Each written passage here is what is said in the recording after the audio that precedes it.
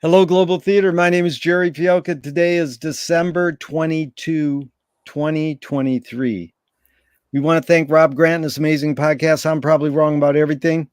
Also want to thank Will Erikin for introducing me to today's guest, Greg Pritikin, part 2. It's so good to see you back, Greg. Thank you. Hello, Jerry. It's great to be back here. And I imagine you're still calling in from that amazingly beautiful house, which is how many years old? It is 130 years old, which is old for California. That is I saw that house in a shot in your movie. Yeah, that's right. So McLuhan says that everything we invent extends some humanness, like knife and fork extends our teeth. Shutter in a camera or projector extends our eyelid. Even non-tangible, say philosophy or religion, could be an extension of consciousness. What does your two main tools, the writing utensil, whether it's a pen or a keyboard, what does that extend for you? What humanness? Well, I think it's intrinsically human that I'm simply using my fingertips and the keyboard to transmit and interpret and edit what's going on in the head. So I think it's no different than expressing an idea, talking an idea, or telling a story, except that you have a brief moment between the story traveling from your brain instead of going out of your mouth. That goes down your arms, out of your fingers. So you have a little bit more time to censor or edit those thoughts before they come out of your fingertips or out of the pencil. Right. So that's amazing. So you're saying it extends the head. Well, yeah. Well, biologically, yes. But if you want to be more, romantic, it's from the heart or from wherever you're writing from. It extends the heart and the head. Very good. Yeah. So what does the movie camera extend for you, whether it's digital or analog? Well, there are two parts in being a human. One is being a storyteller, and the other is being an observer. And everything we see is through a very specific point of view. No two people see the same event the same way. It's like, I think I referenced this in our last discussion, talking about Kurosawa and Rashomon, which is a story told from, I believe, 7 different points of view, trying to recount the exact same experience.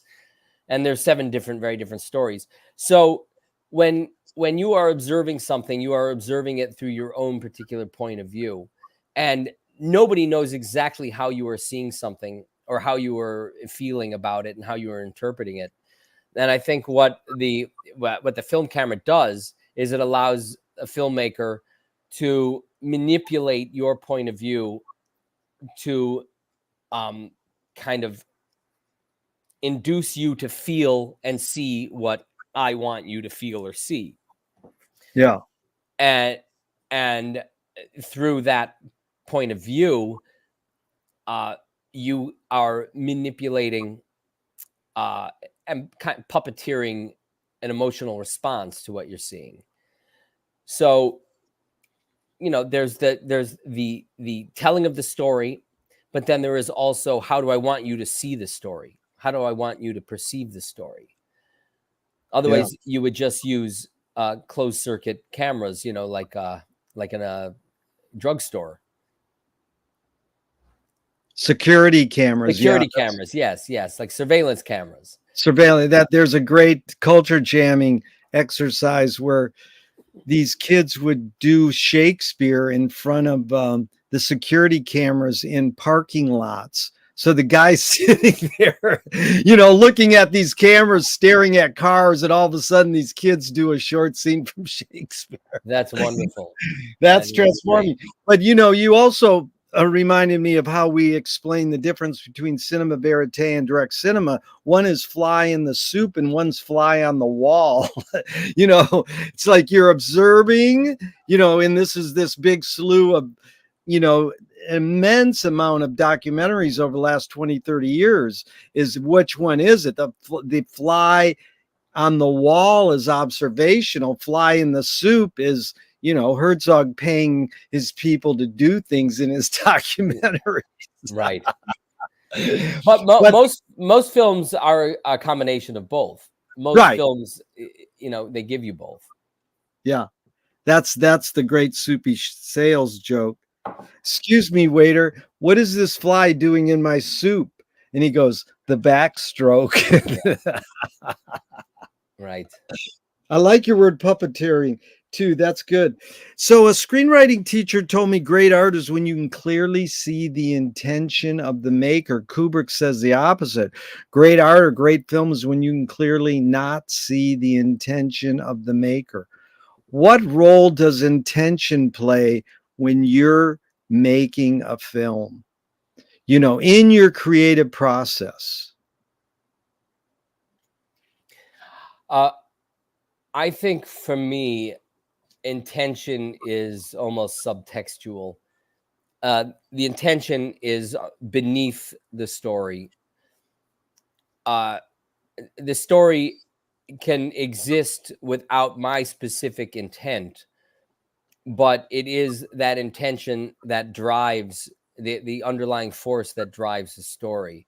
But I feel like, again, this is very broad and very vague, but sometimes when you feel a filmmaker's intention, it distracts from my emotional investment in the specific story. And you risk creating something that is leans more in the direction of agitprop than it does in storytelling or filmmaking. Yeah. Really well put. Yeah, I call it agenda filmmaking, or agitprop is good words, man. You're a wordsmith. So Duchamp said there's no art without an audience. How much are you thinking of your audience when you're making your film? Oh, I would say 110% of the time. I mean, that's really all you're thinking about. I think you have to think about that. I mean, you're making this idea that, like, I'm making something deeply personal just for me, I think is nonsense and self-indulgent and narcissistic. I think that filmmakers are making something for an audience. A painter is, wants the painting to be seen. So I would say it's everything. If if I'm, and it doesn't mean that you're pandering to an audience. It means that you want to communicate something to an audience. So you want to make sure that your audience is going to understand what you're going for. But at the same time, I'm always trying to do things for the smartest, like the 1% of the audience, which is where I arrogantly put myself in a movie theater as, like, the 1% of the people that, might be more attuned than the average film goer, which is probably not true. But, I like to think of myself that way, but I know it's bullshit. But you're seriously, No, I don't think it's bullshit. I think that's legit. Because you're a director and they're not, dude. I mean, yeah. come on. But also, I'm an audience. I'm a film lover and an audience. That's right. So I'm making the movie for me. Yeah. If I was in the audience, as the kind of, the filmmaker who can appreciate the subtleties and the references that are not vital to the story, but just kind of enrich the experience. So I think about the audience, of course. I mean, the whole point is you're thinking about audience. When you're editing the film, you're thinking about audience. That's why you show it. You show an unfinished film to people so that you can see what the audience is not getting, so that you could fix it. Yeah, you know the great story.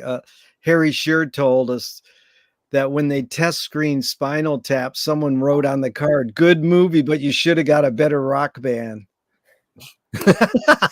Talk about missing the point. Yeah. Yeah, you know who's invented the test screening was Harold Lloyd in the 20s. Oh, But it really kicked over from some psychology guy who I read his obituary a couple of years ago and I lost it. I can't find his name, but he was like a shrink. He got in, slipped into the Hollywood test screening world.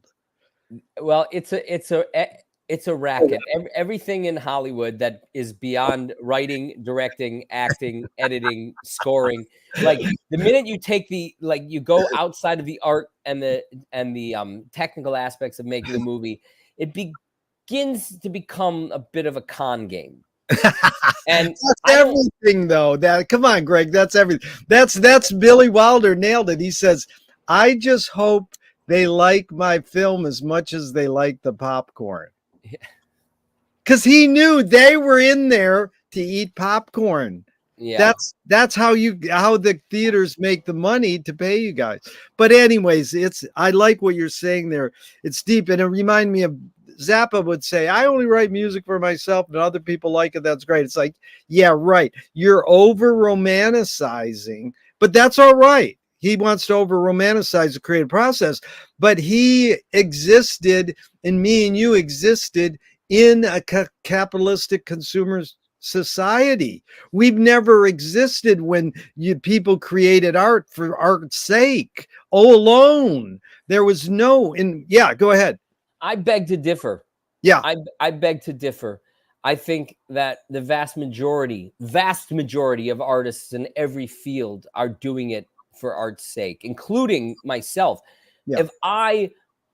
If this were a business to me, I guarantee you I'd be a lot better off than I am now. Because it's true. And That's good. The artists I know, the musicians I know who are barely making a living at music, they're not famous, they're not rich, they're not in rock bands. They're not doing it for money. My poet friends, I have a friend who's a very accomplished poet. What is an accomplished poet in 2023? It means you can publish your poetry, but you can't make a goddamn living off No, of it. you can't. Yeah. So this is art for art's sake. I think this conversation is a conversation for art's sake. Yeah. No, I agree. I appreciate that, Greg. And I love to throw in Samuel Johnson's quote. No man but a blockhead ever wrote except for money. Now, I know what you just said is contrary to that, but it is a big thing. We can't separate ourselves from living in a, even the poet likes to have their chapbook sold, but I know poetry and experimental film, you can't make your living doing it. No.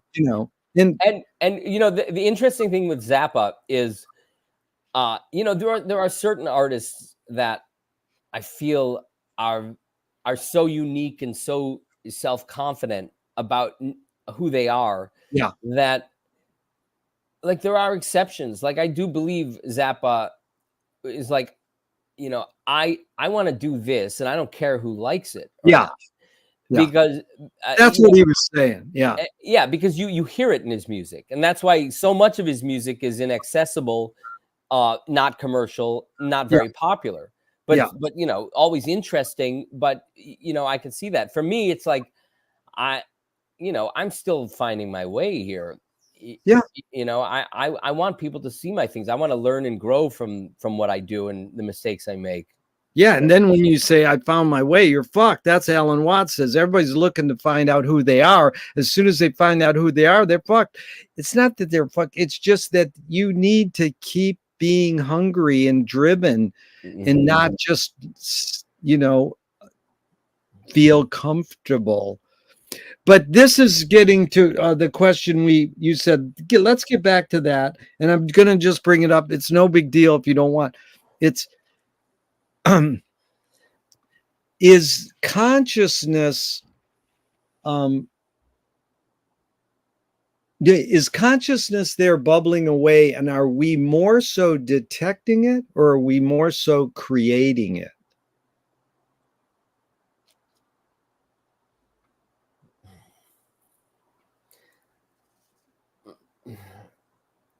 consciousness.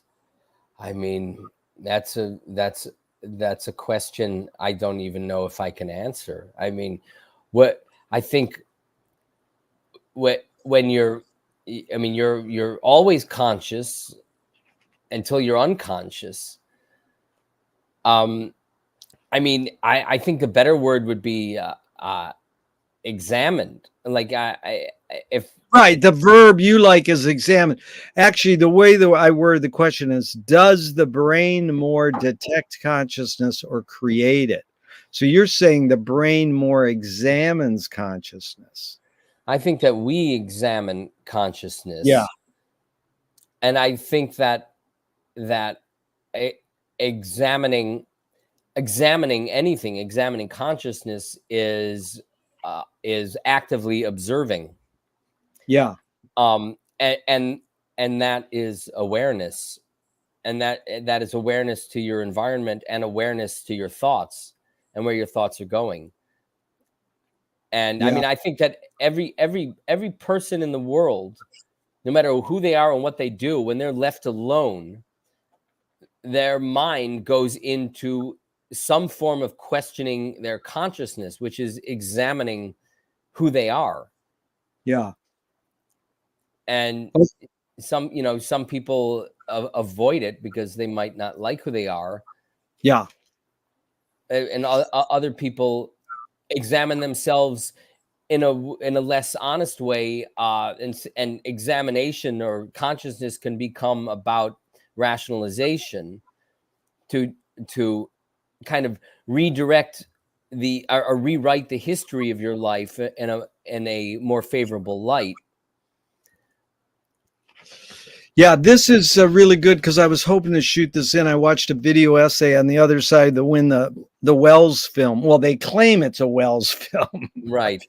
Yeah, they shouldn't have said, in my opinion. Anyways, here's John Hannaford, played by John Huston. Probably Wells wrote the line, but it could have been John and Orson. Can we stare too hard at something, driving out the virtue, sucking out the living juice? Who knows? Maybe we can stare too hard at something. That's what he's saying. Maybe we can stare. So I'm for examining, like what you just said. That's my life's all about. Like, let's probe this. This is what we learned from McLuhan. Don't say it's good or bad. Just probe it and study it and analyze it. But what do you think of Wells bringing up that idea? Can we stare too hard at something, driving out the virtue and sucking out the living juices? Yeah, there's an expression. I believe the term is semantic sedation.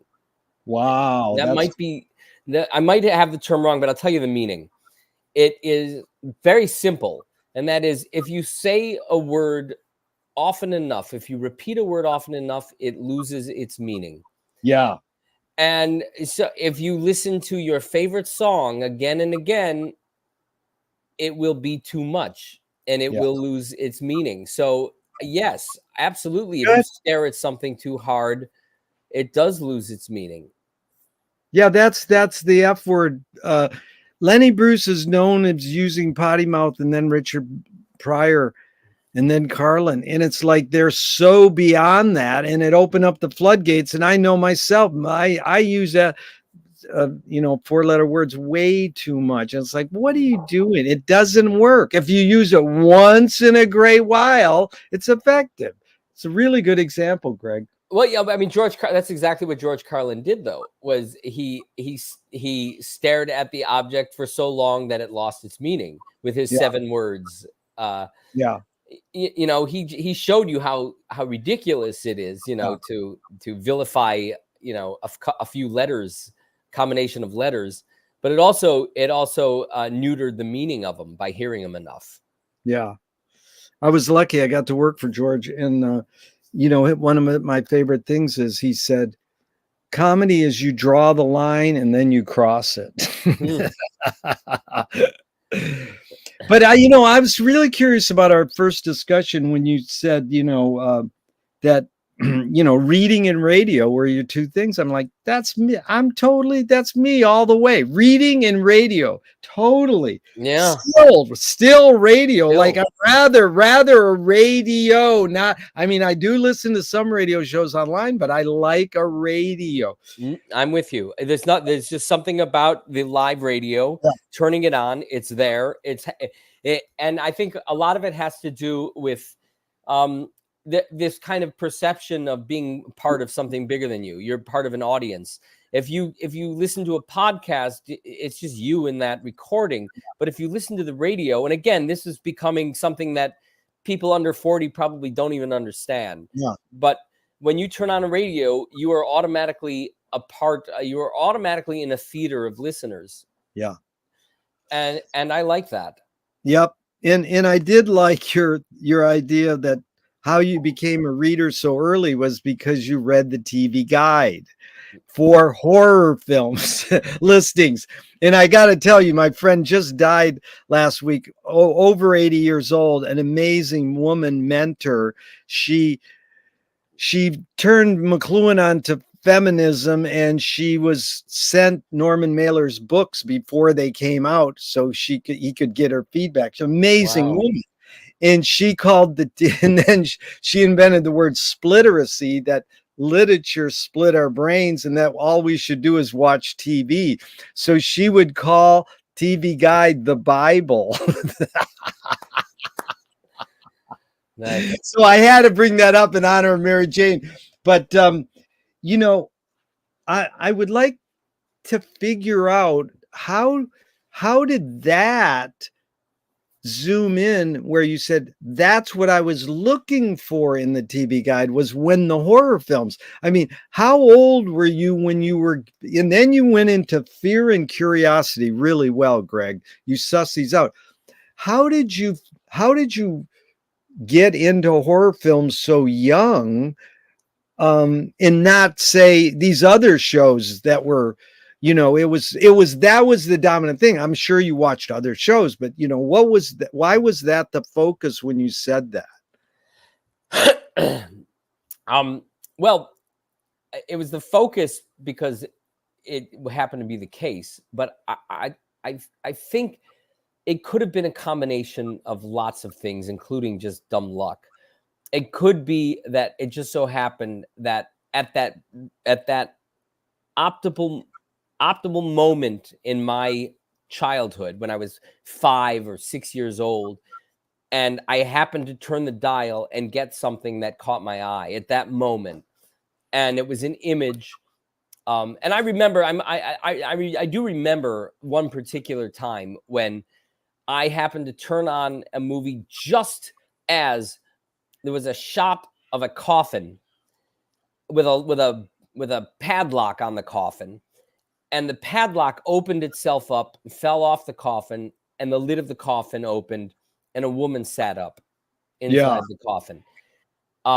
Vivid image that has stuck with me all these years. It did something to me that made me feel like I want more of this. This is what I want to see. I want to see more of this. Now, if at that moment I happened to turn on, a ballet, and Baryshnikov was dancing at that moment when I was vulnerable and susceptible to something, maybe I would have fallen in love with ballet. I don't know. Yeah. I'm open to all the possibilities, but for whatever reason, either, the way I was wired or just the dumb luck of discovering that image at that moment, I was hooked. And I think it's probably even more simple than that. I think that scary stories are kind of the lifeblood of human storytelling. That's what I wanted to get into, because I wanted to tell you the 3 that got me as a kid. Invaders from Mars on TV. Then Twilight Zone with the gorilla, William Shatner opens the thing in the gorilla's face. Yes. And then this is I think it's a Corman film where a guy gets a package in the mail and he opens it up and it's binoculars, and he puts the binoculars to his eyes and he turns the focus knob and two nails go into his eyes. Oh my But God. those three things stand out. But having studied film in the 70s with Scorsese and, all the Bonnie and Clyde and Peckinpah, I cannot watch any films with blood, guts, horror, violence. I says, okay, I don't need this anymore. And so it's a funny switch, and I like that you're explaining why people, especially through this fear and curiosity conundrum. Right. So this was the line I left out the two. It's inherently human to express what and what. What did you say last time, or how would you fill in the blank? What did you ask me this last time? No, it was a line you said, and I was like going to ask you about it, but my notes weren't complete. And but I like this inherently. So really the question is storytelling more innate or more invented? It's innate, Yeah. absolutely innate. Yeah. We invent the techniques, but the storytelling is innate. Yeah. What's the function of filmmaking? The function of filmmaking is to tell stories with the latest technology. I mean, that's all it is. If you go back to the beginning of human beings, we were sitting around fires after the hunt, telling stories. There's no doubt we're the same people now as we were then, and Yeah. so you had storytellers back 300,000 years ago. Yeah. As soon as we had language, we had storytellers. And that's an absolute fact. And storytellers told their stories because people needed to hear these stories. People lived for these stories. In fact, these stories were vital to our success as a species because we kept those stories and passed them down. And in those stories, there was always and is always a larger lesson. We learn something from these stories that help us or change us in some way enough that we pass them down and we carry them with us. And then eventually you have the printing press where these stories can be printed. And even before that, you had theater, which is just another technology in storytelling. And then, you have photography, which is another technology in the evolution of storytelling. And then film was, 120 years ago or whatever it was, 130 years ago. They used the latest technology to tell stories. I mean, you could have done anything with film. Like you could have done anything. You could have you could have done photograph volcanoes, and that's what movies were about. You could have just gone and photographed monkeys in the jungle, and that's what film was. But what did we do? We immediately turned it into a way of telling stories because that is an innate part of our necessities as human beings. Really good lead in, because Peter Greenaway said cinema is much too rich a medium to be left to storytellers. Now, he's telling stories a little different. And, I just want you to suss that out a little, because usually this is what I ask when I'm talking to experimental filmmakers. Are experimental filmmakers telling stories a different way or doing something completely different? Because if me and you watch Tony Conrad's The Flicker, which is 15 minutes of black, white, strobe, he didn't really tell us a story, but a story might go through our heads. Because Andrew Norrin, another experimental filmmaker, said if you put one frame next to another, it is storytelling. It is linear. It doesn't matter if it's abstract and abstract. But my question is more on Greenaway saying cinema is much too rich a medium to be left to storytellers. Well, two things. One is that everything is on a fluid spectrum. Yeah. And uh, and for every one experimental filmmaker or experimental artist who is doing something uh, uh, uh, non-traditional, let's say, Yeah. there's a billion others doing it the other way, but all on Yeah. a spectrum. Yeah. So yes, of course, there are examples of outliers, artists who do not see the world in a traditional way. You know, I see the world in a very traditional way or conventional way or whatever you want to call it. I don't think abstractly. But if I did, I would be telling a story in my own way, even if Yeah. you couldn't relate to it or no audience could relate to it, and there would have to be another a kind of audience who wanted to see something that they'd never seen before. I mean, so what I'm saying is what you're saying is true, but you really have to look at the entire spectrum of storytelling to see where things like that lie, because all things aren't equal. That all things aren't equal. There are, abstract. There are, surrealist poets whose work will never be appreciated in the same way that Robert Frost or Emily Yeah. Dickinson would be. So, and they're all valid. I'm not, there's no Yeah. judgment here. It's just that you have to look at the consensus of humanity, because humanity basically works on consensus. Yeah. What do most people need or do that contribute to a successful species? And there's always room for outliers, but they're not the norm. Yeah. That's address that first question. The second question, the Greenway comment, which is, it's a bit of a tongue-in-cheek comment, because his films, as beautiful and bizarre as they are still conventional stories. Hello. Really good. Yeah. So I think it's a little bit of self-aggrandizement and tongue-in-cheek humor, but he has a unique vision. He's an incredible visual artist, Yeah. but his movies are about stories. They have plots, they have characters. They're very conventional. They're Yeah. just When I told in asked, an unconventional way. yeah, when I asked Herzog that question once at a public screening Q&A, and he just started dissing Greenaway immediately. Yeah. What really? What Yeah, did he say? it was classic because he's barbarian and he likes to bitch at things, and come on. Blah, blah, blah.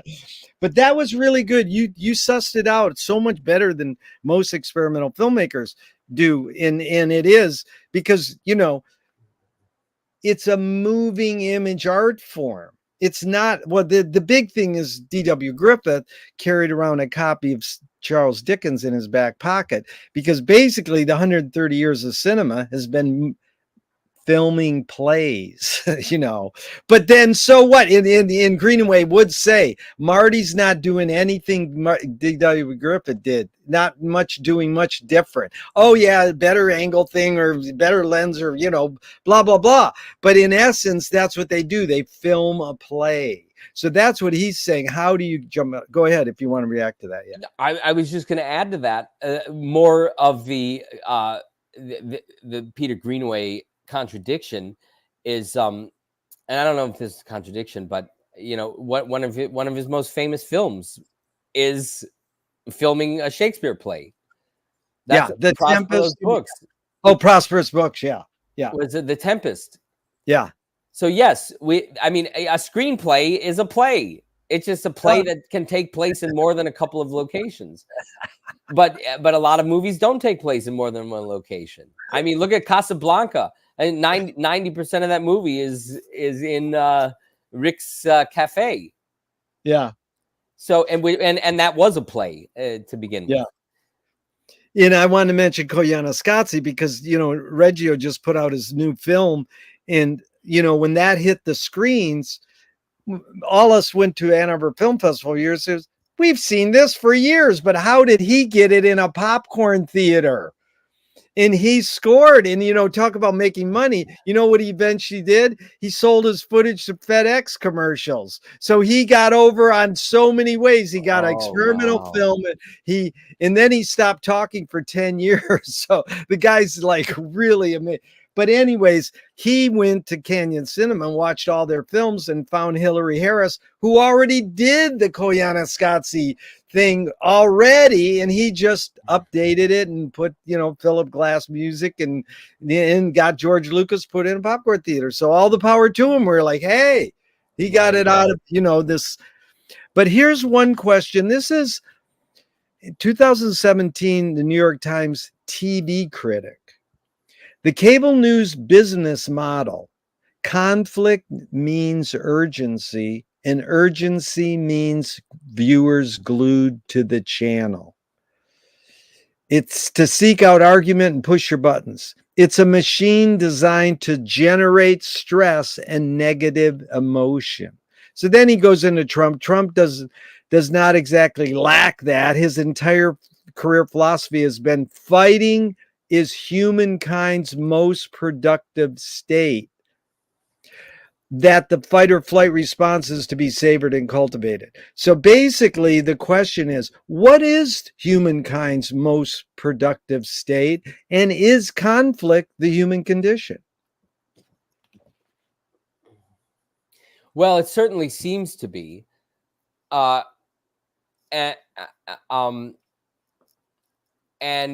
it makes sense that it would be up to a certain point in our evolution. But it seems to be now something passé. Why do we need conflict? Conflict seems to me to be a holdover from less developed times, I guess.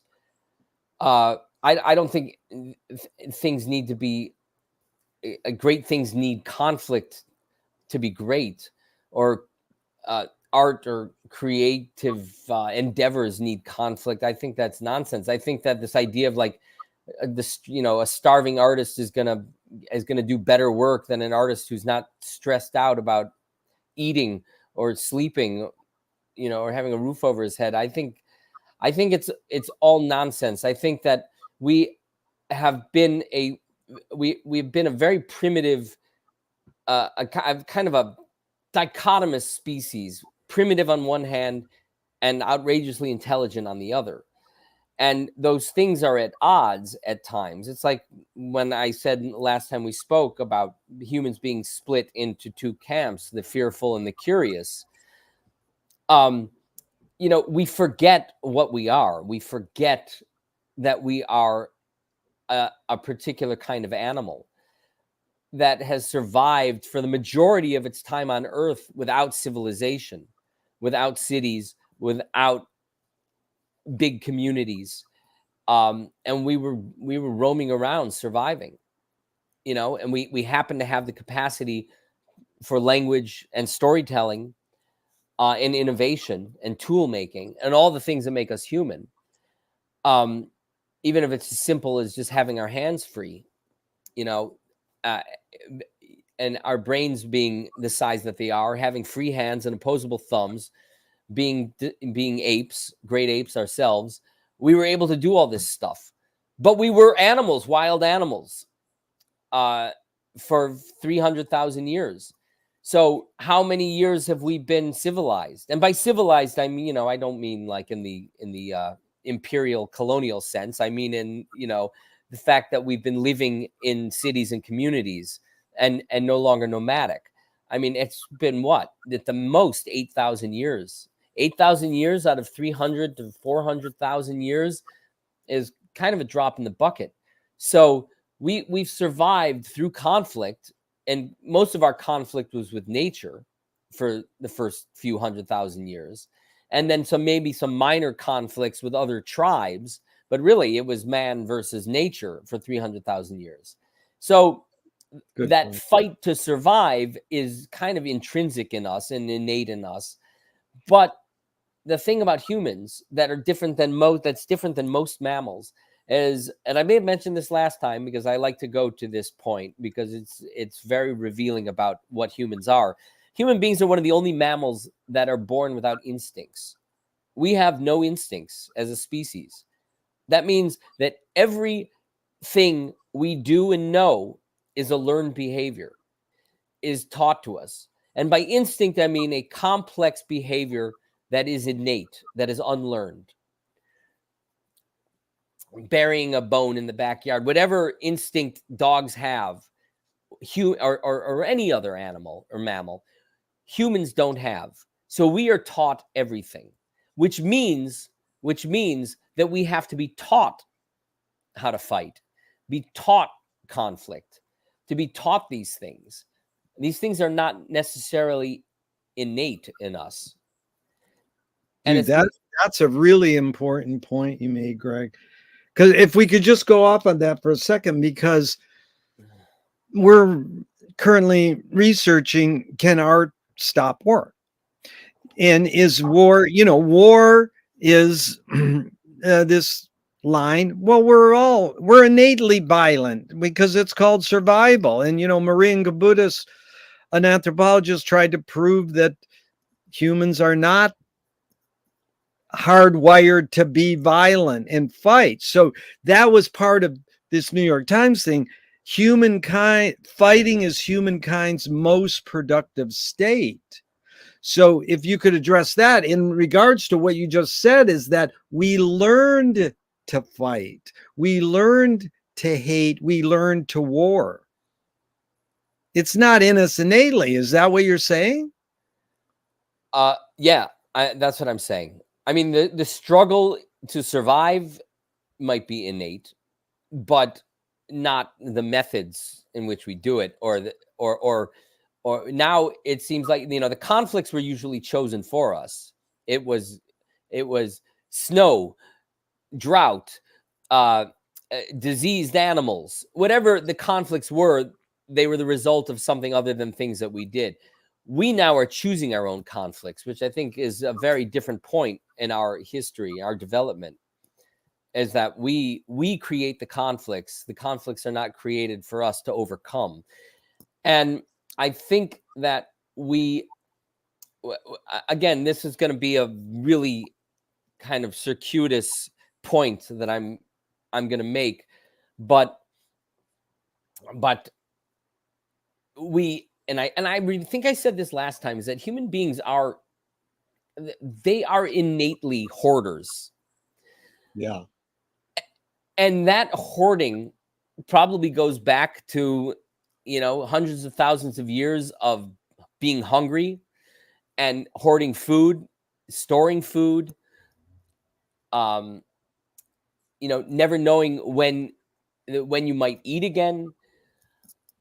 There's also an art to hoarding, which we call collecting. And I guarantee you, children 300,000 years ago living in caves collected seashells and bones. And some of them probably even had their collection of seashells and bones. And I bet you that these nomadic families even had their small keepsakes that they had. This was your grandfather's bone. This was your grandfather killed this saber-toothed cat, and here's the tooth. And so again, and this is connected to our need for storytelling, is that collecting, hoarding is a part of our story. It's a kind of a manifestation of our stories. And because we have that drive to collect and to hoard, that drive adapts to the moment in time. And for the last 1,000 years, it's been about money or wealth. That the way to live the most stress-free, ideally, is to have money or have wealth or have the ability not to starve to death. And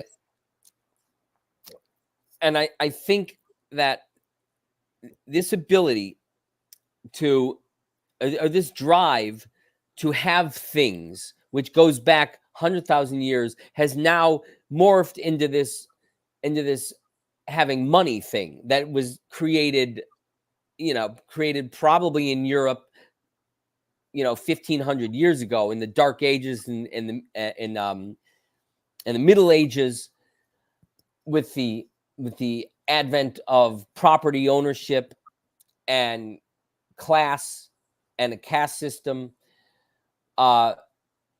We strove to survive, and the conflict became about how do we get the money, how do we get the wealth, or how do we get the gold. And you combine that with our desire to hoard and collect, and you get greed. And I think that greed then becomes the overarching motivator in life, and motivates conflicts too, because when you figure out how to hoard more gold, you can see ways of hoarding gold in every single situation on earth. So who would have thought that, like, oh my God, I'm fighting with my neighbors, this is horrible.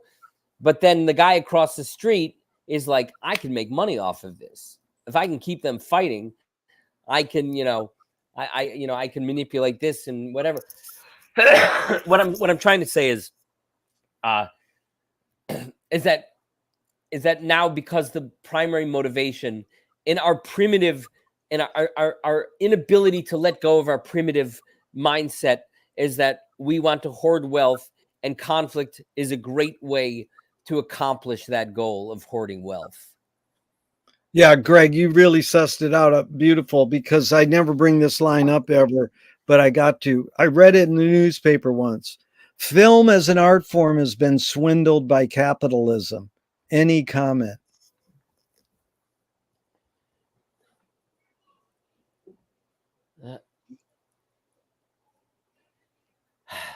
I don't even know if that's a relevant comment to anything. So yeah, why it's is film sort of different than music? Yeah, it sort of followed a through line to what you were saying, but it's also Balzac saying behind every great fortune there's a crime. So when I told Craig Baldwin that, he says, yeah, and it's our job to swindle it back. And it's like, well, that's turning into your enemy. Yeah. But, Yeah. I mean, you don't get huge budgets. You get budgets enough to make a film. So, there's a fine line there. Yeah, I think that again, that when you are motivated by profit or by hoarding gold, that doesn't give you better results. You don't make better art when you're in it to hoard the gold. Look at the $100 million Hollywood films with budgets of $100-200 million that are atrocious, that are making terrible movies, terrible art, and then and look at the movies that are actually fantastic, that are coming out of the same studios. It's if hoarding gold is your motivator, you're not going to make better anything. Yeah, it's what is going to make better art is the opposite of that, is the opposite of conflict. It is nourishing, it is nourishment, it is camaraderie, it is working for a mutual goal. It is much more communal than it is selfish. And you can achieve both. You can be successful and not be hoarding gold. Like all anybody wants is to be rewarded for their labor. And that's all anybody wants, is a healthy reward for their labor. But when you have people hoarding the gold on one side, they're gonna they want every penny that they can possibly get, even if it means rewarding you less for your labor. Yeah. And so I think it's not Hollywood per se that kills film or the art in film. It's greed in general, Yeah. because you can make a great movie without greed and still be able to make money and still be incredibly successful. Yeah.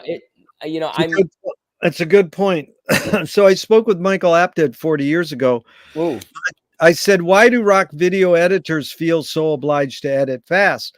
And most people don't know. Abel Gance invented rapid montage in 1922.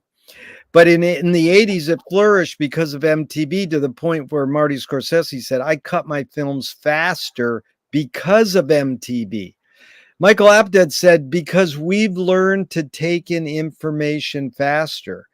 And so my question is asked with a bias. Can we literally learn to take in information faster, or are we just brainwashed to believe we can? This is what I think. I think we are more aware that we take in information faster, but I don't think it's changed at all. Because again, go back 300,000 years and go back to that man or woman on the tundra catching a glimpse of something on the horizon, and in that split second, they know the whole story of what's going on there. So we've always been, and again, this is because we are animals that come from nature that evolved to take in incredible amounts of information incredibly fast, because if we can't, we'll die. So I think that what by exploiting this idea that we already have it in us to understand things happening much faster than we even consciously are aware of, we just figured out how to exploit this cinematically, because we know, I don't think we're any more observant than we were 300,000 years ago. We've just figured that out, and we can consciously play upon that fact. Is it literally possible to multitask? No. I mean, I cook and listen to the radio. If that's multitasking, no, there's no right or wrong answers, but that one you got right, Greg. yeah. I mean, I wouldn't be able to have this conversation. I mean, I can barely have this conversation with you not doing anything else. So if I was, trying to accomplish something, forget it. You'd know it. You would know it. How'd you form, or what informs your framing aesthetic?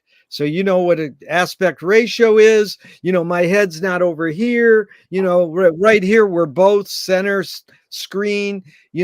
What was it in your background that helped you decide how to frame? Well, I think that everybody has the potential to, everybody understands innately the beauty of a frame. And if you look at, I'm staring out my window right now, looking at the setting sun and the clouds and this orange hue, and I see a palm tree over here. Wait, I see a palm tree over here, and then I see the skyline of downtown LA there. And if I look at it like that, wow, that is a really beautiful, interesting view that anybody here would be able to discover. And again, in filmmaking, it would be like, wow, this is making me feel a certain way, and I need to reproduce this framing because it's evoking an emotion in me, and I think I can share that emotion with whoever is watching this. So I think we all have it in us to frame, to know what a good scene looks like, whether it's on screen or whether it's in real life. And I just think that filmmakers have a more acute way of honing that observation so it's shareable with other people. Yeah. Does that make sense? No, it makes a lot of sense. Jean Cocteau said how we formed our framing aesthetic was how they put the knife and fork and spoon on the table. Right. But it's like, Yeah. the history of looking at photographs and paintings before we started making films sort of helped us maybe.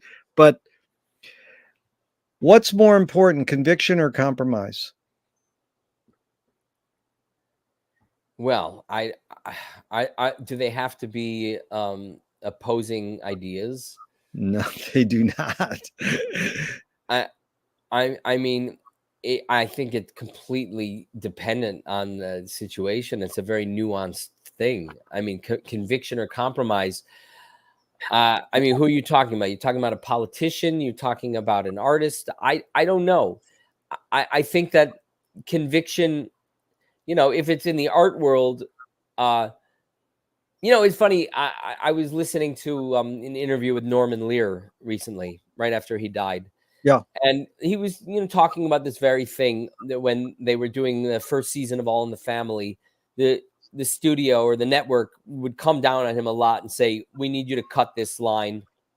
We can't, we don't want him, Archie, to say FAG. We don't want Archie to say this. Isn't there another word you can use? And and Norman Lear said, he thought about it and he was like, yeah, that this episode will work. He doesn't need to say fag. Let's just have him say queer. And then he thought, and he was like, you know, if I change this,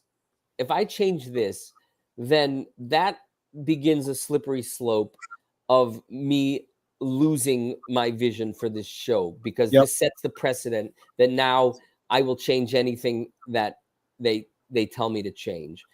And he changed his mind and refused to compromise and stuck with his convictions. And as a result, uh, it was an incredibly successful decision. yeah, And he threatened the network at one point. He's like, if you make me change this, I'm walking. yeah, Now, that here's the question. I mean, like, he stuck to his convictions. He won. He was right. And he taught us a great lesson about sticking to your convictions and not compromising when it matters. But what if they called his bluff and they said, all right, you know what? If you're not going to do this, you can walk. We don't want the show. And he walked and there was no show. yeah. And like, how much was his conviction worth at that point? And Yeah, that's an it's open question. I don't know. it's like the Smothers Brothers as an example. They got kicked out, and what became Yeah. of them? A documentary 30 years later that said that's what they did. They got kicked out, but they had a good run. But what's more? Your observations of humans in general? Is ambition based more on fear or joy? Oh, it's like everything with humans. It's both. Yeah, It, it's both. I would like to think that it's, I mean, if you look at, yeah, I would say it's probably split evenly. yeah, I mean, people go through life, all the decisions normal people make, like to go to college, to get a job. The underlying motivator of all these things is fear. Is the fear of starvation, fear of poverty, fear of ostracization from your community. I mean, these things are largely motivated by fear. I mean, does anybody like graduate high school and jump with joy saying, now I can go work as a bank teller?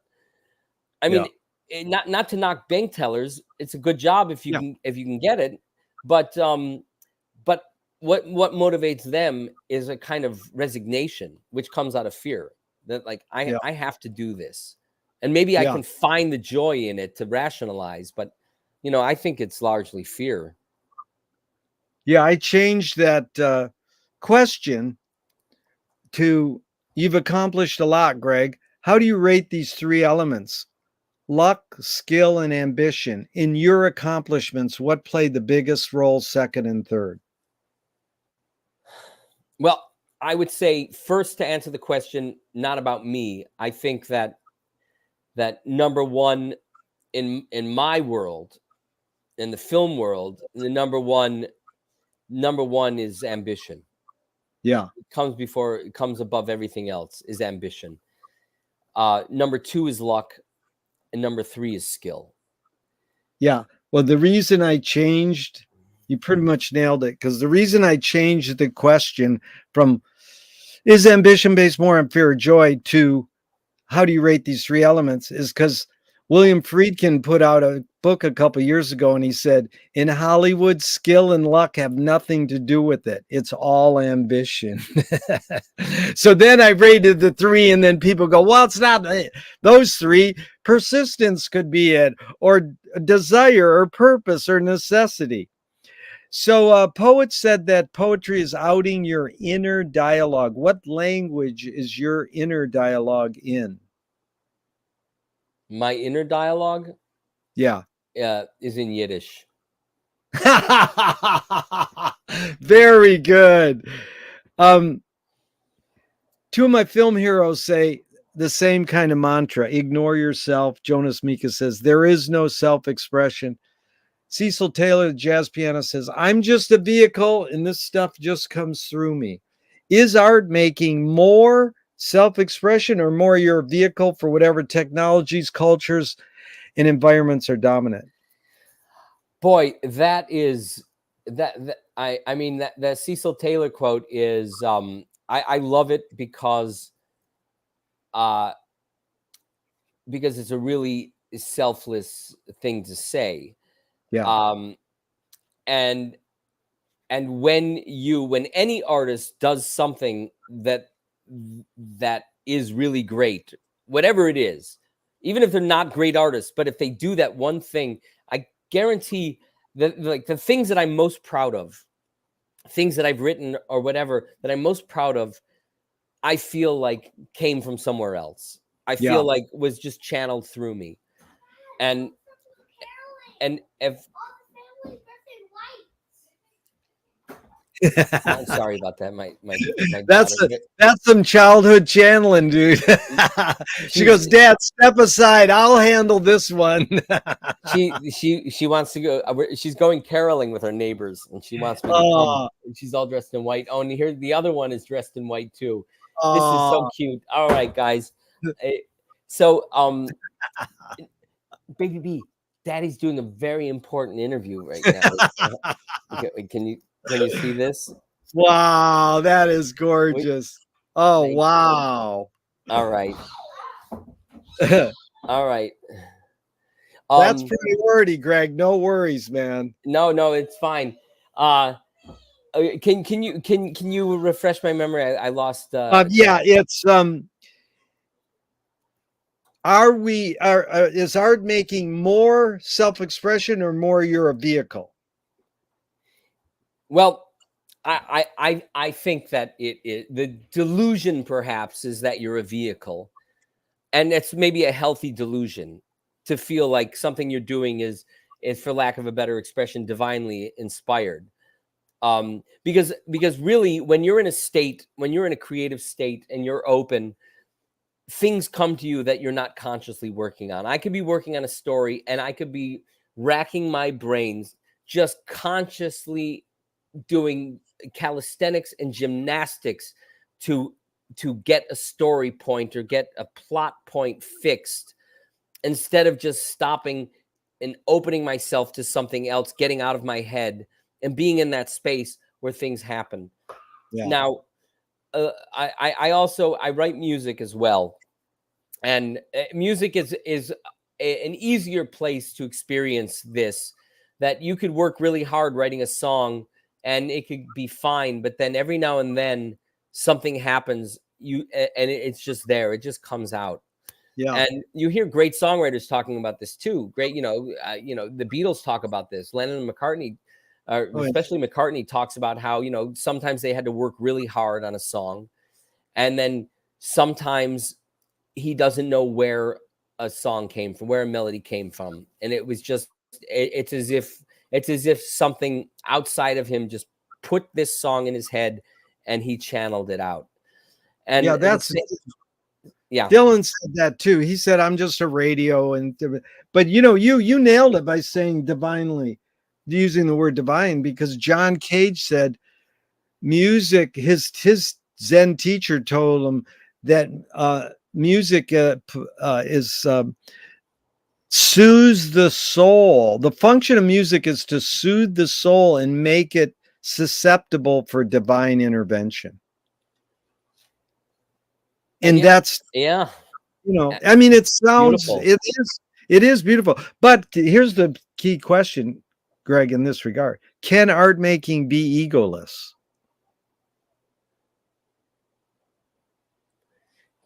Well, it doesn't matter. That is it. Well, I'll tell you the history of the answers. 80 to 90%. No, it's gotta be, there's gotta be ego. Then this woman told me great art is egoless. And then another woman said great art has to be egoless. So it is, yeah, it's great what you said because it's that the word ego carries so much baggage. It's hard for people to suss out what that means when I say, can art making be egoless? Richard Rogers had a tremendous ego. He was not a very nice person. He was not a good father. He was an asshole. There was nothing artistic or divine in his day-to-day interactions with anybody. He was a very egotistical man. So what? That's heavy. I have a whole research project on how Richard Rogers affected Frank Zappa directly. Really? Frank quotes Surrey with the fringe on top in the middle of a guitar solo. And I asked Frank about it. But anyways, it's interesting because that's how Frank is thought of. He's an asshole. He's not nice. Yeah, can you separate the art from the artist? Blah, blah, blah. But it is heavy, this whole thing of can art making be egoless? Okay, let's move on. Is perception reality? For most people. Yeah. Unfortunately, sometimes. I mean, it's like we're in a global crisis right now that is literally perception versus reality in a lot of ways. Yeah. I mean, politics in this country, it comes down to perception versus reality. Yeah. I mean, half this, and again, I'm not even going to say what side is what, but half of this country is trying to determine the direction of America based on perception in spite of reality. Yeah. But if you ask the two sides, they will say that the other side is going off of perception and not reality. Yeah. So, Lily Tomlin said reality is just a collective hunch. But Utah Phillips says that activist labor folk singer said anarchy is making rules for yourself and not other people. Who's entitled to make the rules? Yeah, exactly. Exactly. I mean, all you need is one rule. That's all human beings need is the golden rule. And that's it. Everything else can be figured out. That is good. Do unto others. If you take that to heart, you can generally make good decisions. Yeah. Well put. McLuhan probed Finnegan's Wake by James Joyce, saying artists dream awake. Not to sound elitist, but everybody creates these incredible scenarios in the middle of the night and they dream, but artists also dream awake. Have dreams played a role in your creative process?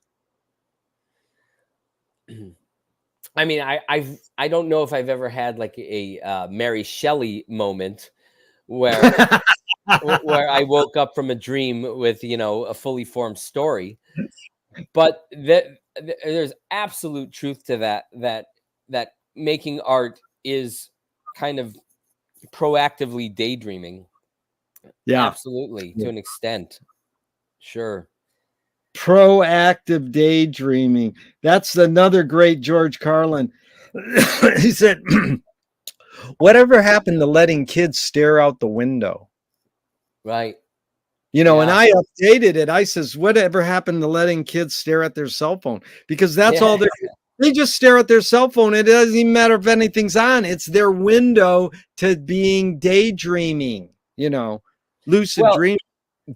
It's funny, you go to a concert, go to the Hollywood Bowl, and everybody's either watching the concert through their phone that's right in front of their faces, or they're watching it on the TVs, the jumbotrons, and not looking at what's on Or stage. they're watching their neighbors framing of the Yes. thing. You cannot avoid. If you're a filmmaker, you're watching how everybody frames everything.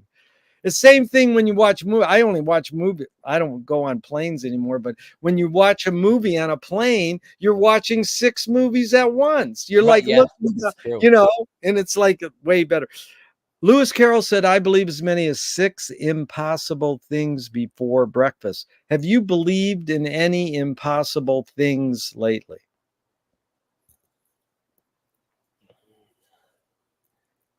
Probably. Well, just name one, maybe. Um. I think I recently fantasized that I discovered an uncle I never met who was a multimillionaire who had no kids, and he willed his fortune to me. My daydreams are, that's a really hard thing to answer because a lot of it, I'm constantly dreaming of like unbelievable things, but it happens so often, and I go through so many of these thoughts that I don't remember them. I don't write them down. I don't Well, track them. that's good. It keeps it flowing. Okay, so tell me one major element, Greg, of your creativeness, writing, making movies, that's changed, in one major element that's stayed the same in the years you've been doing it.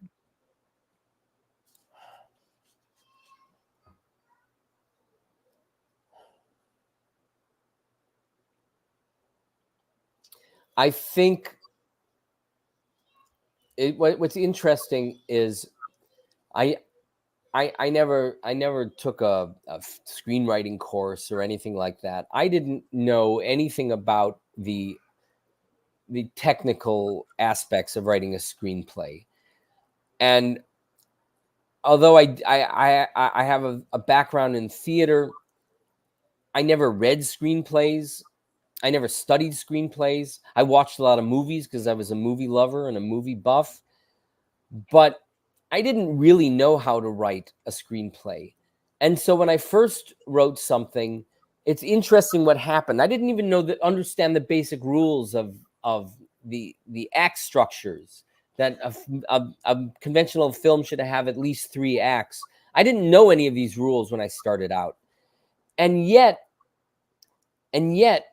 my body knew of these things. And this is Wow. why I believe that storytelling is so innate in us.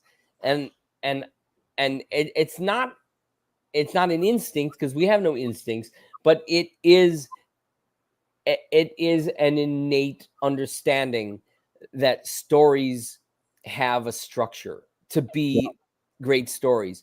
And so I think that when I first started out, I intuitively hit these marks without even knowing what I was doing. And then when I realized it, I things actually kind of became more difficult once the Yeah. the curtain was pulled back, and Wow. and somebody was like, "Look, you're just writing a 3-act structure." And I'm like, "I am? I didn't know that. I just felt like a movie to me." You know, and so once you learn too much, Yeah.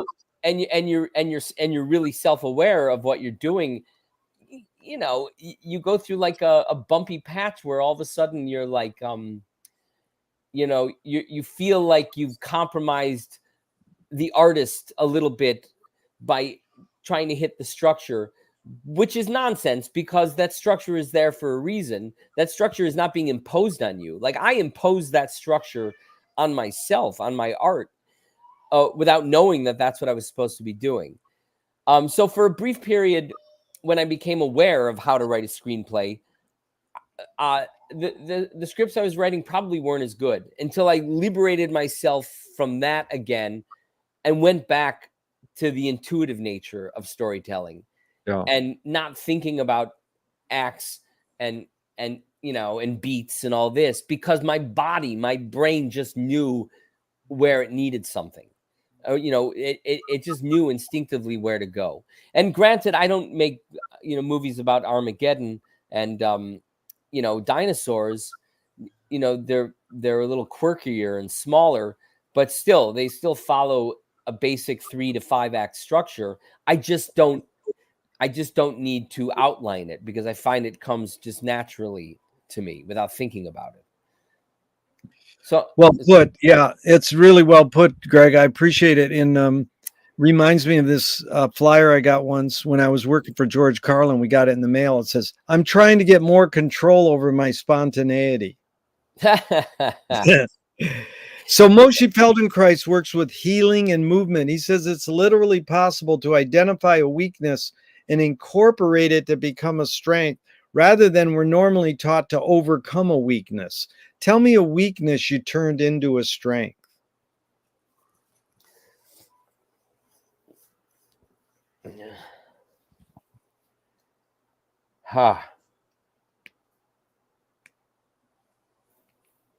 I think it was for a while I was trying to write bigger movies, and it was a serious weakness. I didn't understand how to make a movie where you're fighting Martians or dinosaurs or superheroes or anything like that. And because I was told, when I was starting out, agents and managers were like, you got to write it, you got to write something bigger. People want big. You got to write something bigger. Wherever you went with any studio or producer that I met with over the years, and I pitched them a story, they're like, well, it doesn't sound very big. Do you have you have anything bigger? And for the life of me, I couldn't, bigger to me was just like, all right, well, so he's not so the guy's not a car salesman, he's a hitman, that's bigger, or the villain is not is not a landlord, but an alien from another planet who's come down to whatever. To me, that bigger would just meant explosions and special effects and budget and all these things, and I couldn't do it. I didn't know how to do that because it just seemed like nothing was like, I had all the beats of that stuff, but nothing was very authentic or grounded in reality. And then I realized I had an epiphany one day. When I wrote a movie that was supposed to be a big budget blockbuster film and couldn't sell it, couldn't get any traction with it. And I kind of had this epiphany, and I realized that what people mean when they say we want something bigger is not explosions and aliens and superheroes. They want something bigger. They want something bigger thematically. Yeah. And this is, again, going back to answer your last question. This is something that I've learned is that you can tell a small story, a unique story, a quirky story, but the reason it feels small is because the themes aren't universal enough, and that's what they mean by big. A big story is a very specific character that everybody can relate to. Yeah. That's really important. And this follows through with when I asked my friend who wrote comedy with Robin Williams early on, Can satire be destructive? He said, that's the job of satire. Swift compared satire to a mirror in which people could see every face but their own. What's the Yeah. function of satire? A function of satire is like a reality check. Yeah. Yeah, we need satire because sometimes it's the only way to hold a mirror up to an absurdity. Yeah. And satires tend to laugh at the king and to tell truths that you're not supposed to tell, and they're absolutely necessary. And satire has been a part of human storytelling for thousands of years. Yep. I mean, isn't The Emperor's New Clothes a satire? Hello, that's a key one. We're living it always. So Yeah. there's a line that goes, Greg, there's a line that goes, you create what you resist. Bob Goldthwait morphed it into you are what you hate. James Joyce said, it's a curious thing how your mind is super saturated with the religion in which you say you disbelieve. And Louis Buñuel nailed it. He said, thank God I'm an atheist. So I'm just curious your reactions to that line. You create what you resist. And I'm not saying you, but like one creates what one resists. Any thoughts on that line?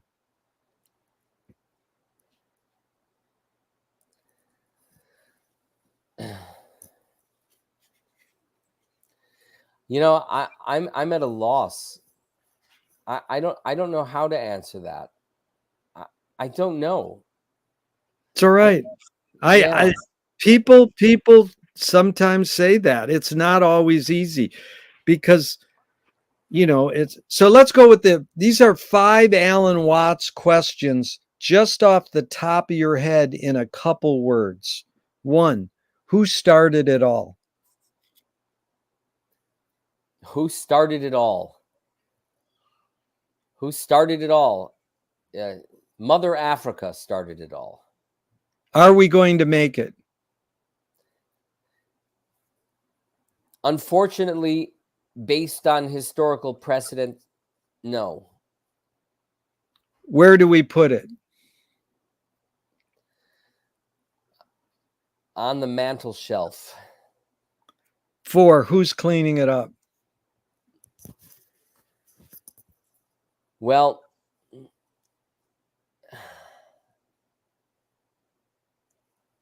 everybody else but us. 5, is it serious?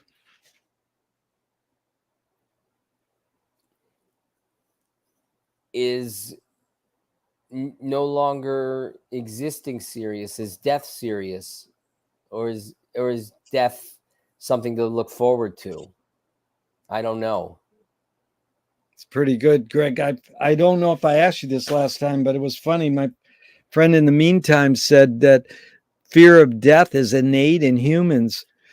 And back to your talk of storytelling in narrative, Hollis Frampton, the filmmaker, said, narrative is born among the animal necessities of the spirit because we're waiting to die.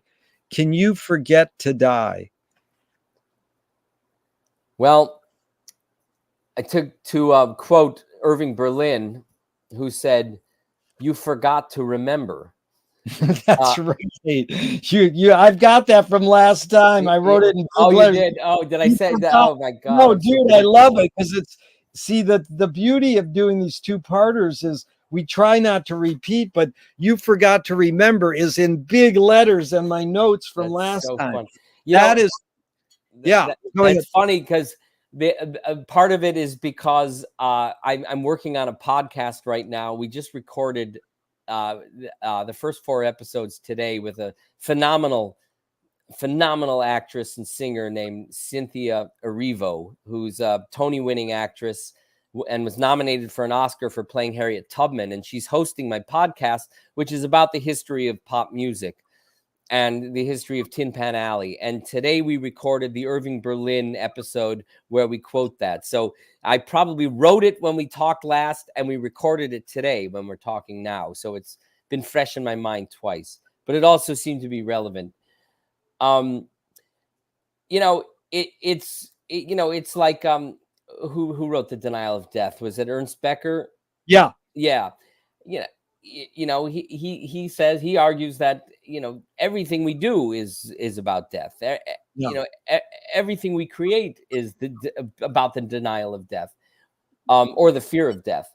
Yeah. So yes, the fear of death, of course, is the number one motivator for every unhealthy thing humans have ever created, like religion, or religion or power, or all these things are ways of denying death because we're afraid of death.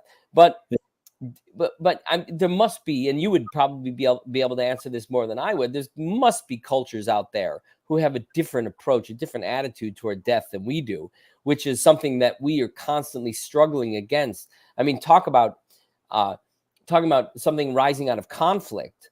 I mean, in our world, the biggest conflict we have is death, is how to fight it, how to avoid it, how to put it off for as long as possible.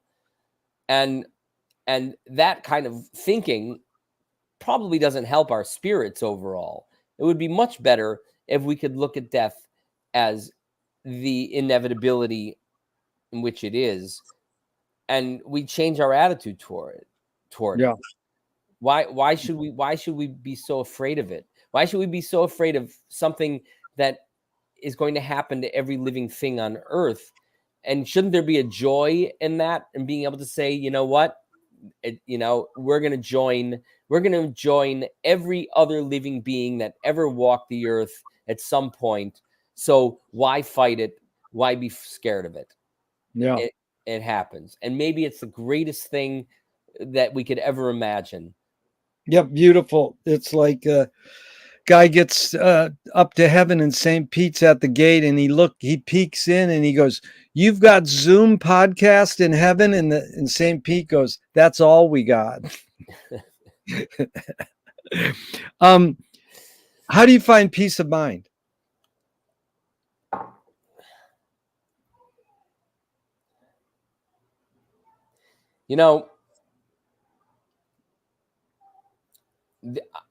I mean, the answer is a little depressing, and I wish, I sincerely wish that I could say something else, but for me, peace of mind is so tragically linked to my lack of stress over money, because I have never been able to figure out, not since I was an adult. I mean, when I was younger and I was traveling and I didn't have a home and I didn't need to pay rent and I didn't need to do all these things that you do, and now I have children, I cannot yet find peace of mind when I'm worried about money. Yeah. So If how you do I were find peace of mind? I don't fucking know. Yeah, well, you're talking about it. It's Greg, you're doing fine. If you were walking down the street today and you met yourself as a 12-year-old, what would you say to your 12-year-old self? Oh, I would say, listen, Greg, you are everything you think you are. Don't second guess it. Don't doubt it. Right. Which way should toilet paper come off the roll, over or under? Absolutely over. There's no question. It's not an issue. If a publisher was to release your autobiography off the top of your head, what would the title be?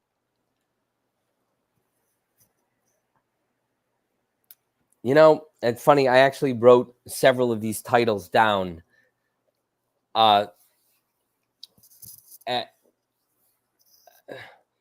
Several of these titles I wrote down, and I don't have them memorized. I wish that I had them at my fingertips because some of them are really good.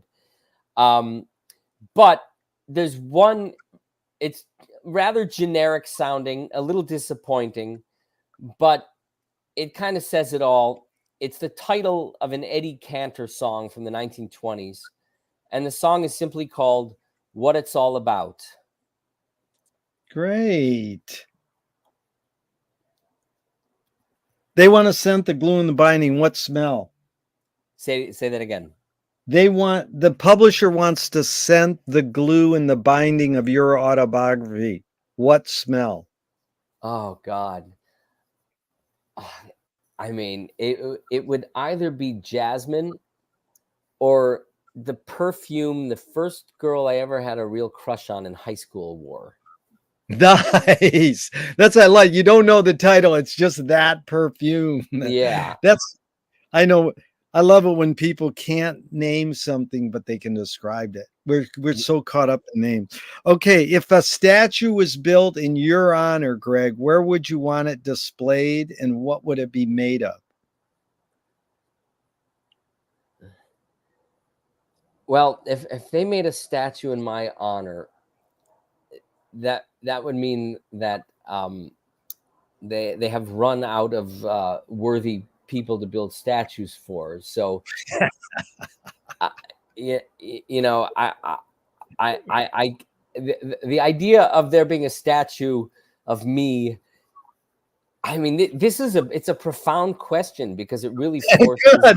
Greg, I am so glad you said profound. I have people go, I don't want no statue of me. I mean, Lisa Lyons, who just died, she worked with Mapplethorpe. She says, there is a statue of me and I don't want it. But it is a metaphorical thing. And it is like, oh, we want to acknowledge you, So but why it's so profound is because it really forces you to ask yourself, well, who are you? Like, that's it. What like, why should anybody remember you? What have you done to be remembered? And it's like, if there was a statue of me, like the only thing that I can imagine is a statue of me with my children at my feet, and just showing that you can be a good father. That's perfect. Come on, man. That's beautiful. Tell me something good you never had and you never want. Something good I never had and never want. Yep. Something good I never had and never want.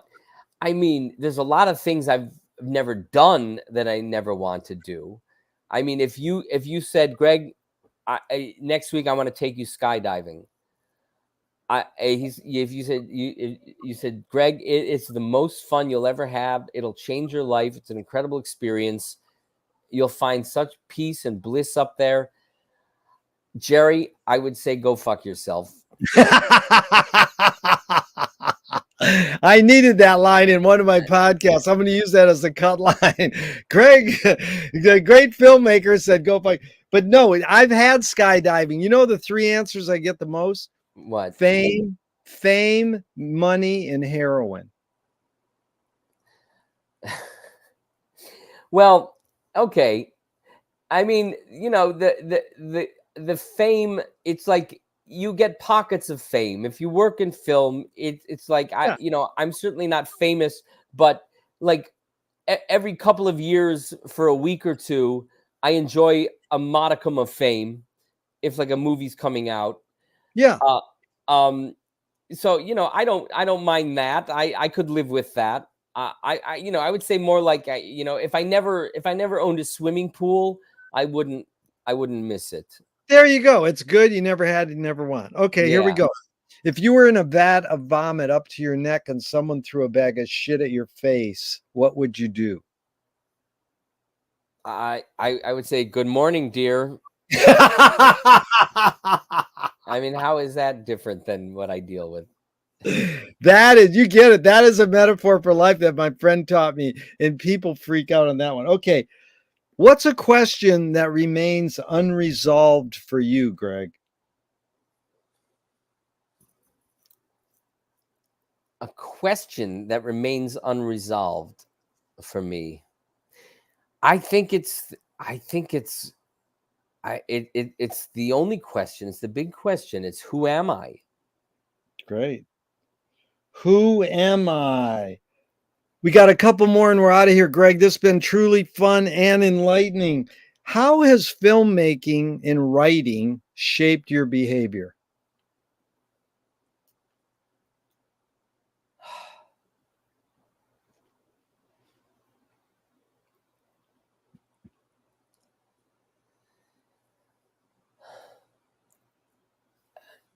Interesting. It's the writing is let me see if I can explain this. As a writer, I feel like all of my validation comes from within me and not from anyone else. Writing is a very solitary, lonely business, and all you have to show for yourself at the end of the day is that you've written something. And you have to really learn to accept that as the only reward you need for it. Good. And so that, not needing desiring, yes, but not needing the approbation from other people, the validation from other people. Like that has given me an intrinsic sense of self value when I can accomplish something on my own. Filmmaking is the opposite. It's a completely outward, audience dependent thing. So what I get from filmmaking is validation and approbation from people who like my work, which isn't always everybody. Yeah. Well done. What's the cultural shift you see developing today that inspires you?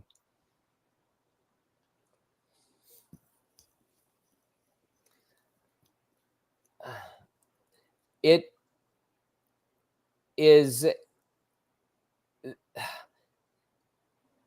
a conscious awakening, of our history and our past that I think can really lead to a revolution in consciousness. And I think the more we confront and accept and deal with where we come from, the more we can change where we're going. Yeah. Because if we can analyze the mistakes we made in the past, we can do things differently. And I think Yeah. if we confront, the thousands of years of this kind of feudal survivalist mindset, uh, and we redefined what greed means, uh, I think that we can transform humanity. We can transform civilization.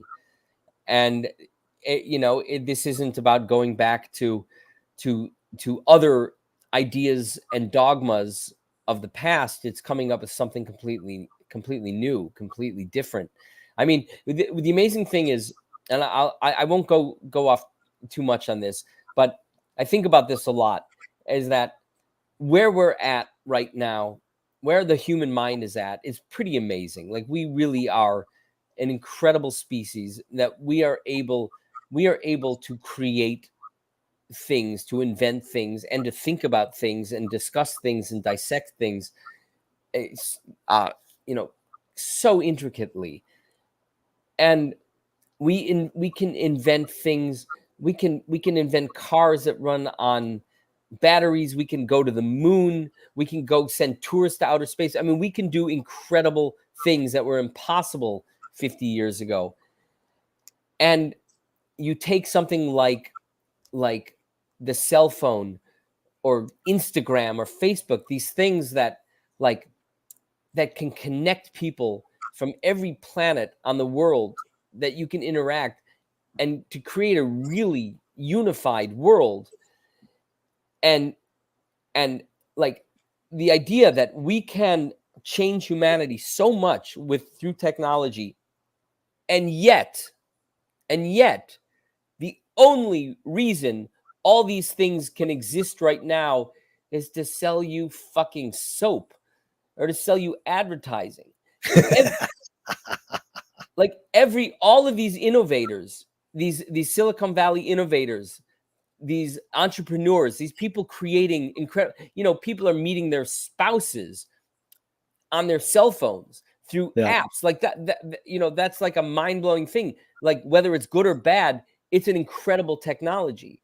Yeah. People, I can talk to my sister in Portugal. I can send her pictures of my kids instantly to Portugal. That is an amazing accomplishment. Anything that unifies people is a positive step forward. But all of those things are only motivated at this point by selling advertisements, selling ads. That's what this is about. And that, what I'm saying is, whoa, hold on a second. We can do anything we want. Let's think a little bit bigger than that. Let's think a little bit bigger than how many ads can we sell? It's just time for a new model. It's time for a new model of everything. You're laying the gauntlet. That's the challenge, and it's a real one, and it's possible. Absolutely. It's very possible. McLuhan has a great line that applies to our whole time together. Communication of the new is a miracle, but it's not impossible. We can come up with new stuff, and we can continue to create it and share it without having it be a product. It can be commonality. It was really good. In fact, that's what we're on live TV for over an hour and a half now. Live TV across the world. And no, I'm not making any money. You're not making any money. Rob's not making any money. We didn't do this to make money. We did it so we could have dialogue. And that's it, and share. So two more and we're out of here. This is Thornton Wilder, the playwright, in 28. Art is confession. Art is the secret told. But art is not only the desire to tell one's secret, it's the desire to tell it and hide it at the same time. You've laid your cards on the table for over 90 minutes today and 2 hours last time. I'm not insinuating you haven't already answered this, Greg. What's it really all about for you? Well, what makes great art, what makes great music, what makes great film is that there's something at the core of it that is truth, that is truthful, that is authentic, because that truth is coming from your ability to tell the truth about who you are. And I think that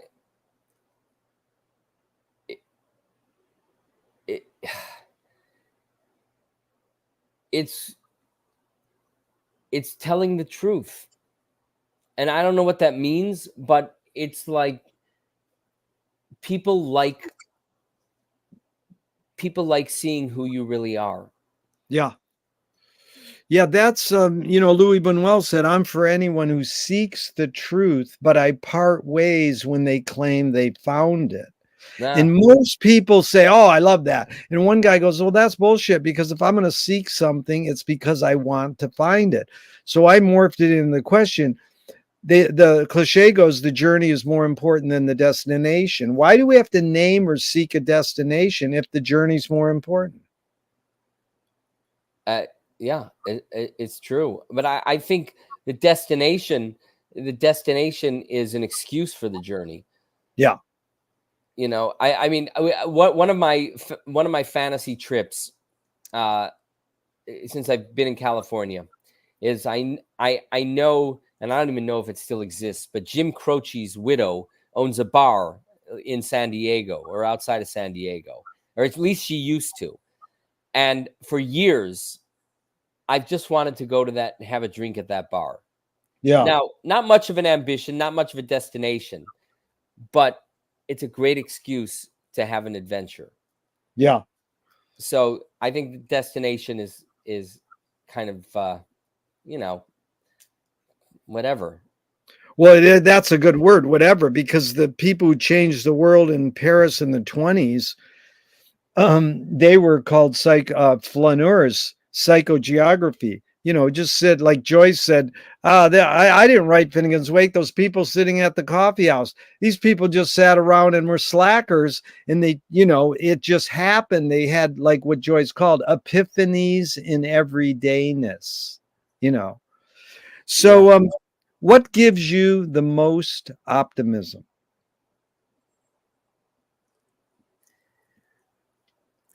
Do you mean about my own life or about the world or Yeah, what? in you put it in the context you want. You can do both or whatever. Yeah.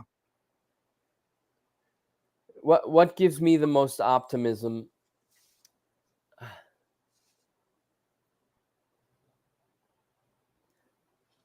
Uh, I'm gonna have to just apply it to my own very sad insular life. What gives me optimism is when I get a phone call, from somebody, and they say, Greg, I read the script, I love it. Yeah.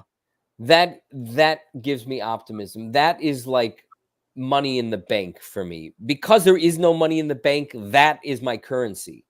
It That's good. like is like is that sadly enough, it's like that's how my existence is validated. Yeah. And again, I don't necessarily think it's a great thing. Like, I would love to get beyond this. Yeah. And if any of your listeners are gurus, and they want to call me and say, hey, I got an idea for you. This is how you can find happiness without you know you know whatever, snuffing through the process to get validation from producers or whatever. But I mean, those little things, like I have a depressing week, all of a sudden it's Friday afternoon, I get a phone call, and they say, they love the script, they want to buy it. Or, Yeah. Greg, I love the script, let's talk on Monday. Even the Yeah. smallest thing fills me with hope. That's all Yeah. I have to hold on to right now. It's good, Greg. You had two things. The guy goes to the guru and he says, "What's the best question I can ask you?" And he goes, "The one you just asked me." Well, it reminds me of the other story about Yeah. the guy who climbs this crazy mountain because he heard that there's a guru at the top who knows all the secrets of the Yeah. universe. And so the guy, he climbs, spends 2 months hiking, trekking up the mountain. He finally gets to the top, and there's the guru who lives in a cave at the top of the mountain, and just lives on pure sunshine. And he says, Guru, tell me, what is the secret to the universe? What is the secret to life? And the guru says, just remember to breathe. Yeah. And the guy says, that's it? And the guru says, it's not.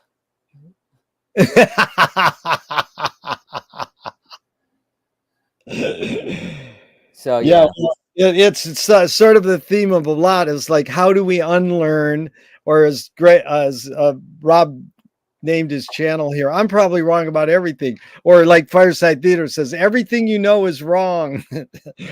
But it's really been a pleasure. You know, what you just said before there applied to me. I got booked at a film festival the other day, and I says, wow, perfect timing. And you know, I'll do it free. Or we were trying to negotiate. I says, I'll do it no charge, don't worry. And he goes, no, we pay artists. And it's like, okay, he wanted to make that big thing. And it was like, I just want to give this presentation. It's all right. I know it's probably struggling. It's a cheesy film festival, but whatever. So it was that same thing. They wanted to feel like they are, doing their part. But in essence, I guess we're similar. We're just there to do it, and you get paid great. We need it, but Right. whatever. So, Yeah. the first question is what in September I asked you was, what's the best thing for a human being? And Wilhelm Reich said the best thing for a human being is another human being. And the last question is, what gives you the most optimism? That's what they asked Groucho Marx at the end of his life. And he said, other people. So it's sure been fun spending this time with another person, especially because it was you, Greg. Thank you so much. It's truly been enlightening and fun. Thank you, And Terry. yeah, really great. And these two-parters really got me going because I feel obliged. I have to listen to the other part the night before so I don't Oh, wow. mess I'm up. sorry. And I'm sorry. it was so fun to listen to ours last night. It really was fun. And in 40 years of interviewing, I never listened to the interviews. I just want to keep doing them. But now that I do these part twos, it forces me, and it really gets me more in touch with the person, So Yeah. Well, let's stay in touch. let's stay in touch. Let's maybe in the near future, if I do something great, you can have me back, and we can Oh, continue this always. conversation. I'm always willing. And my wife and her partner are experts in the genre of music you're studying. I mean, they're top dogs. They've done tributes to Sophie Tucker and that, they're Fats Waller, Bessie Smith. It's amazing, that whole Tin Pan Alley. So I'll hook you up, and maybe you can give them a listen and Yeah, have yes, your absolutely. yeah. Absolutely. And yes, I'll keep you posted on the podcast. I'd love for you and your listeners to hear it when it's released. It should be really Please really informative. keep me posted. Thank you so much, Greg. And even though I'm going to hit the end broadcast button, I hope this never ends and we can keep talking forever and ever. Amen. Bye-bye. Amen.